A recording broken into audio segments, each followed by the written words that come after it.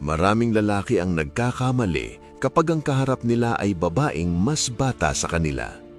Akala nila kailangan nilang magpakitang yaman, magpatawan ng todo o makisabay sa lahat ng trip niya para lang magustuhan. Pero ang hindi nila alam, ang mas batang babae ay mas mabilis makaramdam kung sino ang tunay na lalaki at sino ang nagpapanggap lang. Hindi siya naghahanap ng isa pang bata sa buhay niya.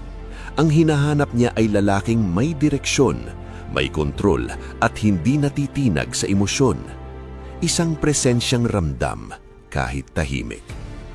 Habang ang ibang lalaki ay nagmamadali, nagpapasikat at desperadong mapansin, ang lalaking kalmado at buo ang sarili ay nagiging kakaiba sa paningin niya. At kung mas bata ang babae, mas malinaw sa kanya ang pagkakaiba ng lakas at ingay. Kung gusto mong maging lalaking hindi lang siyang hinahangaan, kundi sinusundan at inaalala, kailangan mong maintindihan ang mga hakbang na ito. Hindi ito laro. Ito ay disposisyon ng isang lalaking alam ang halaga niya. Una, maging kalmado sa gitna ng problema. Kapag mas bata ang babae, mas mabilis niyang napapansin kung paano ka humaharap sa presyon. Hindi dahil wala siyang karanasan, kundi dahil naghahanap siya ng lalaking mas stable kaysa sa mga nakasanayan niya. Kapag may aberya, miscommunication, selos o simpleng stress, ang karamihan sa lalaki ay nagiging reaktibo, nag-e-explain ng sobra, nagtatanggol ng ego o tuluyang nawawala sa wisyo. At dito ka maaring mag-stand out.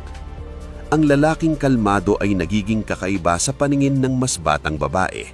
Habang ang iba ay nagagalit o nagdadrama, ikaw ay nananatiling tahimik at malinaw ang isip. Hindi ka nagmamadaling magsalita, hindi ka nagtatanggol agad, at sa katahimikang iyon may nabubuong respeto.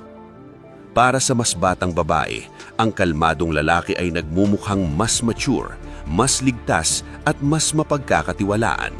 Hindi kanya kailangang alagaan emosyonalmente. Sa halip, siya ang kusang nagiging mas mahinahon kapag kasama ka. Hindi ito tungkol sa pagiging malamig. Ito ay tungkol sa emotional leadership. Kapag kaya mong kontrolin ang sarili mo, hindi mo kailangang kontrolin ang sitwasyon. Susunod ito sa iyo. At doon ka nagiging sandigan.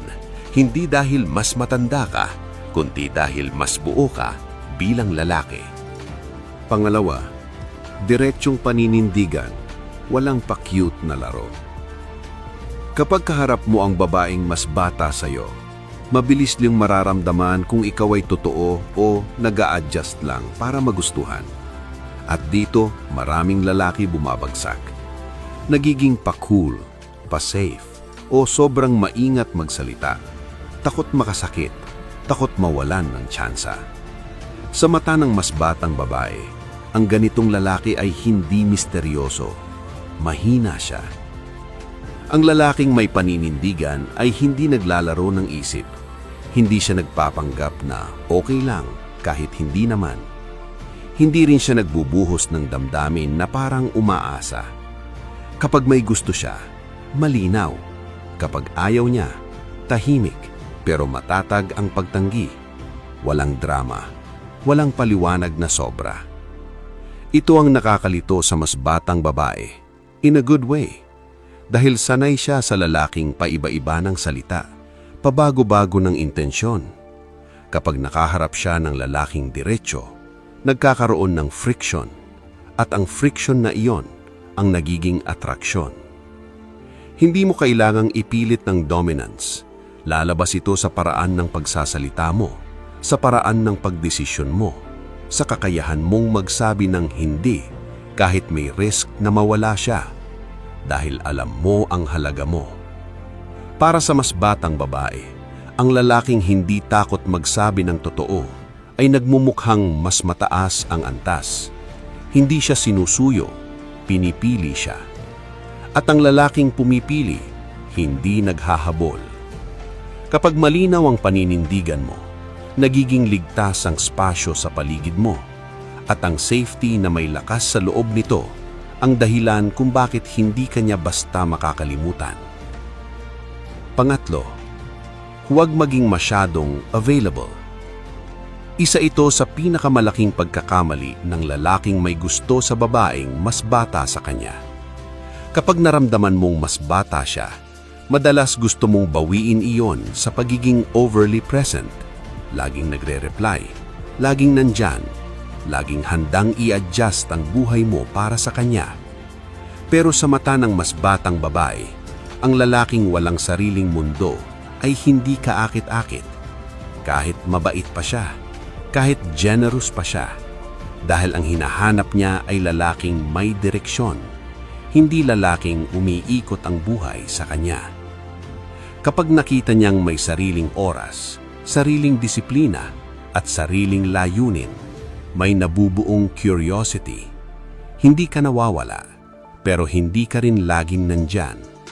At ang balanseng iyon ang nagbibigay ng natural na atraksyon. Ang mas batang babae ay nasasanay sa lalaking mabilis magbigay ng atensyon, pero bihira siyang makakita ng lalaking hindi nagmamadali.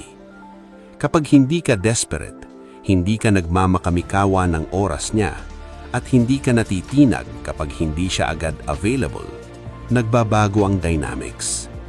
Bigla kang nagiging lalaking kailanang i-figure out, hindi lalaking madaling makuha. At tandaan mo ito, ang babaeng mas bata ay mas naaakit sa lalaking may sariling landas, hindi dahil sa edad mo, kundi dahil ramdam niya na may buhay ka kahit wala siya.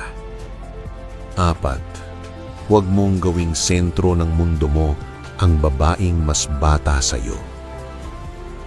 Ito ang tahimik na pagkakamali na ginagawa ng maraming lalaki, lalo na kapag mas bata ang babae. Kapag naramdaman nilang special siya, unti-unting umiikot ang mundo nila sa kanya. Schedule, desisyon, emosyon, lahat nakaangkla na sa presensya niya. At kahit hindi mo sinasabi, ramdam iyon ng babae. At kapag naramdaman iyon ng mas batang babae, may nawawala. Hindi dahil masama siyang tao, kundi dahil ang lalaki na ginagawang sentro ang babae ay nawawalan ng sariling gravity. Ang dating mo bilang isang buo at matatag na lalaki ay napapalitan ng imahe ng lalaking takot mawalan. Ang lalaking tunay na nakakaakit, lalo na sa mas batang babae, ay yung may sentro sa sarili niya, hindi sa ego, kundi sa misyon. May buhay ka na umiikot kahit wala siya. May mga araw kang busy. May mga desisyon na ginagawa mo kahit hindi siya kasali. At hindi mo ito ipinapakita. Natural lang itong nararamdaman. Kapag nakita ng mas batang babae na hindi siya ang sentro ng mundo mo, nagbabago ang dynamics. Bigla kang nagiging lalaking may direksyon, hindi lalaking naghahanap ng direksyon sa kanya. At ang mas batang babae ay mas naaakit sa lalaking sinusundan, hindi sa lalaking sumusunod. Hindi ito tungkol sa pagwawalang bahala. Ipinapakita mo pa rin ang interes, nirerespeto mo pa rin siya, pero malinaw, may buhay ka bago siya dumating, at magpapatuloy ito kahit ano pa ang mangyari. At sa puntong iyon, may nangyayaring tahimik na paghanga, dahil ang lalaking hindi ginagawang sentro ang babae ay lalaking may sariling mundo. At ang lalaking may sariling mundo ay lalaking gustong pasukin, hindi kontrolin. Kapag ikaw ang sentro ng sarili mong buhay, nagiging bonus ang babae, hindi pangangailangan. At doon nagsisimula ang atraksyon na hindi pinipilit pero tumatagal. 5. Kontrol sa emosyon. Huwag kang mag-react sa bawat galaw. Ang mas batang babae ay natural na emosyonal. Hindi dahil immature siya, kundi dahil mas sariwa pa ang pakiramdam. Mas ramdam niya ang highs and lows. At sa puntong ito, tinitingnan niya kung paano ka gagalaw kapag sinusubok ang emosyon mo. Maraming lalaki ang bumibigay dito. Nagiging seloso agad, defensive, naiinis sa maliliit na bagay, at sa bawat reaktibong kilos, unti-unting nawawala ang respeto. Dahil ang lalaking madaling mapikon ay madaling kontrolin. Ang lalaking may kontrol sa emosyon ay kabaligtaran.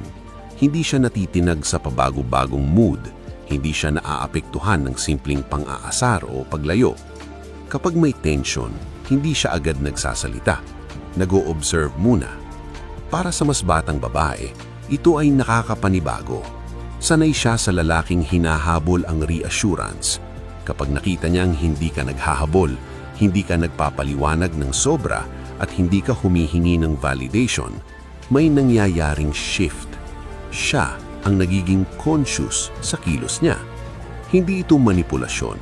Ito ay emotional mastery. Kapag ikaw ang may kontrol sa sarili mo, hindi ka nadadala sa laro ng emosyon. At kapag hindi ka nadadala, ikaw ang nagiging anchor.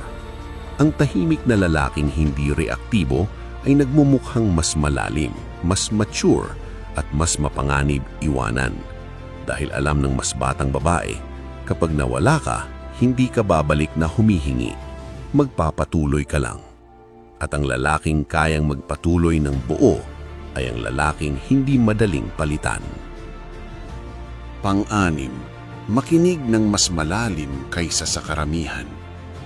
Kapag mas bata ang babae, madalas iniisip ng lalaki na kailangan niyang magsalita ng magsalita, magpatawa, magpayo, magkwento ng achievements. Pero ang lalaking tunay na tumatatak sa isip ng mas batang babae ay hindi yung pinakamadaldal. Siya yung marunong manahimik at makinig. Hindi simpleng pakikinig ang tinutukoy dito. Hindi yung tango lang habang naghihintay ng pagkakataong magsalita. Ang lalaking may lalim ay nakikinig sa pagitan ng mga salita. Napapansin niya ang pagbabago ng tono, ang biglang pagtigil, ang mga bagay na hindi sinasabi pero ramdam. Para sa mas batang babae, bihira ito. Sanay siya sa lalaking gustong ma-impress siya, hindi sa lalaking gustong umunawa. Kapag naramdaman niyang naiintindihan mo nang hindi mo kailangang ipakita, nagiging ligtas ang pakiramdam niya sa iyo. At sa safety na iyon, may nabubuong attraction. Dahil ang lalaking tahimik pero mapagmasid ay nagmumukhang mas malalim kaysa sa edad niya.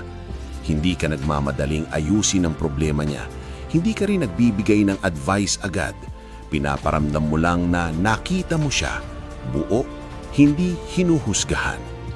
Ang ganitong presensya ay bihirang makalimutan ng mas batang babae. Dahil sa mundong puno ng ingay, ang lalaking marunong makinig ay nagiging pahinga. At ang pahinga kapag nahanap niya ay hinahanap-hanap. Pang-7, igalang ang sarili mo kahit ibig sabihin ay lumakad palayo. Ito ang huling hakbang at ito rin ang pinakamabigat. Maraming lalaki ang kayang maging kalmado, may direksyon at emotionally controlled hanggang sa subukin ang respeto nila sa sarili. Lalo na kapag kaharap na nila ang babaeng mas bata at ayaw nilang mawala. Pero ang lalaking tunay na tumatatak sa isip ng mas batang babae ay yung kayang umalis kapag mali na. Hindi nagmamakaawa, hindi nagbabanta, hindi gumagawa ng eksena, tahimik lang na pinipili ang sarili.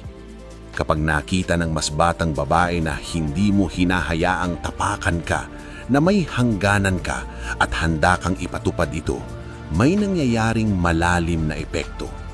Biglang nagiging malinaw na hindi ka lang basta lalaki sa buhay niya. Isa kang pagpipili na pwedeng mawala. At ang maaaring mawala ay nagiging mahalaga. Hindi ito tungkol sa ego. Ito ay tungkol sa self-respect. Kapag nirerespeto mo ang oras mo, ang prinsipyo mo at ang dignidad mo, nagbabago ang tingin niya sa iyo. Hindi ka niya basta kayang baliwalain dahil alam niyang hindi ka mananatili sa lugar na hindi ka pinapahalagahan. Para sa mas batang babae, ang lalaking kayang tumayo mag-isa ay nakakatakot at kaakit-akit sa parehong oras. Dahil alam niya, kapag pinili ka niya, buo ang makukuha niya. Pero kapag binaliwala ka niya, hindi ka guguho. magpapatuloy ka. At ang lalaking marunong magpatuloy ay ang lalaking hinding-hindi nilang gustong mawala.